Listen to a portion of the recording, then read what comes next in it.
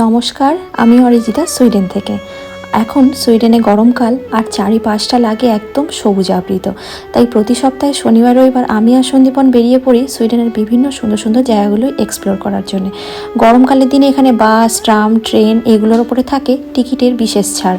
তাই একটা টিকিটেই গথেনবার্গের মধ্যে অবস্থিত জোন বি, জোন সি এইগুলোতে ঘুরে বেড়ানো যায়। তাই আমরাও গেছিলাম জোন সি এর একটা সুন্দর জায়গা ঘুরে দেখতে।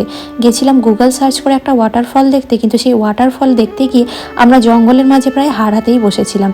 দেখলাম সেই ওয়াটারফলের কোনো অস্তিত্ব নেই। যাই হোক, তবে মন খারাপ করে আমরা ফিরে আসিনি।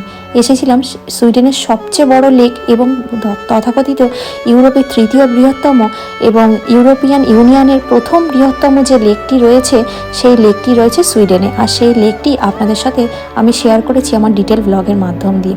কাল আমার ইউটিউব এবং ফেসবুক চ্যানেলে সেই ব্লগটি আপলোড হয়ে গেছে, দেখতে কিন্তু ভুলবেন না। ধন্যবাদ।